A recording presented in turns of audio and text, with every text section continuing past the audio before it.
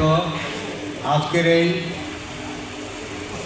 The গঞ্জ concert নাইটের শুভ সন্ধ্যায়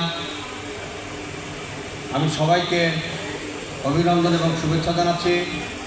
উপস্থিত আজকের এই অনুষ্ঠানের সম্মানিত প্রধান অতিথি আমার বন্ধু সিরাজগঞ্জ জেলা বিএনপির সংগ্রামী সাধারণ সম্পাদক এবং সিরাজগঞ্জ চেম্বার অফ কমার্সের নির্বাচিত প্রেসিডেন্ট সাইদুর রহমান বাচ্চু, উপস্থিত বিশেষ অতিথিবৃন্দ এবং আমার সামনে উপস্থিত সিরাজগঞ্জের সকল স্তরের সম্মানিত নাগরিকবৃন্দ, সবাইকে অভিনন্দন এবং শুভেচ্ছা। আজকের এই আয়োজন অত্যন্ত সুন্দর একটি আয়োজন।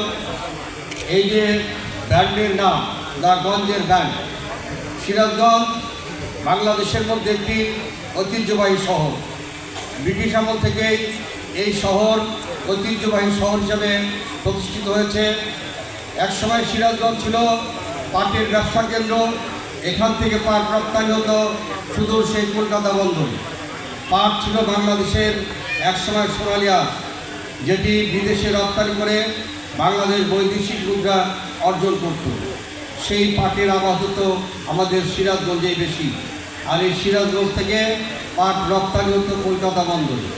আমাদের যে কাটাখালী নদীটি আছে, সেই নদী দিয়ে নৌকায় করে পাট রপ্তানি হতো কলকাতা বন্দরে।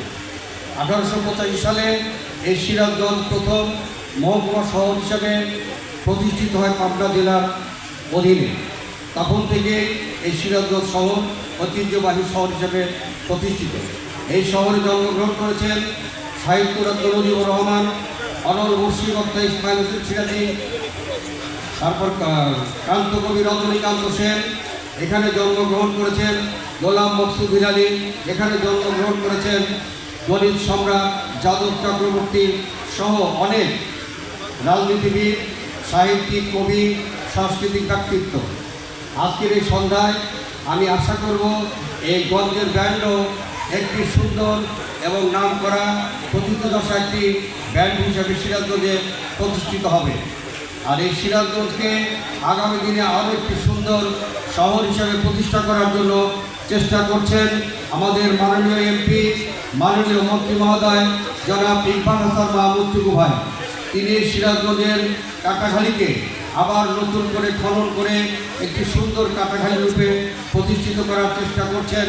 আপনারা ইতিমধ্যে শুনেছেন সিরাজগঞ্জ পৌরসভার অধীনে প্রায় 140 কোটি টাকা ব্যয়ে নির্মিত হবে এই কাটাখালীর দৃষ্টিনন্দন কাটাখালী হিসেবে প্রতিষ্ঠিত হবে, যেখানে থাকবে মানুষের হাঁটার রাস্তা, মানুষের বসার রাস্তা, বসার জন্য চেয়ার টেবিল, এবং ওই কাটাখালীটা পানির প্রবাহ হবে অত্যন্ত সুন্দর।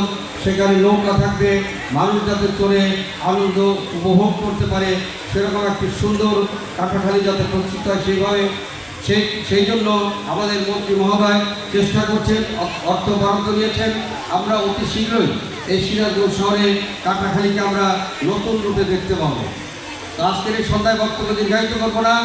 আমরা আশা করব আগামী দিনে আমরা টুকু ভাইয়ের নেতৃত্বে একটি নতুন সিরাজগঞ্জ পাবো, যেখানে আইনের শাসন প্রতিষ্ঠিত হবে, যেখানে এই শহরের সাধারণ নাগরিকরা স্বাধীনভাবে চলাফেরা করতে পারবে, যেই শহরে ব্যবসা বান্ধব শহর হিসেবে প্রতিষ্ঠিত হবে, যেই শহর সাহিত্য এবং সংস্কৃতির শহর হিসেবে গড়ে উঠবে, সেই আশা প্রত্যাশা ব্যক্ত করে আমি সবাইকে ধন্যবাদ জানিয়ে সকলের সুস্বাস্থ্য এবং দীর্ঘায়ু কামনা করে আমার বক্তব্য শেষ করছি। এবং আজকের এই অনুষ্ঠানের আমি শুভ উদ্বোধন ঘোষণা করছি। শুভ উদ্বোধন।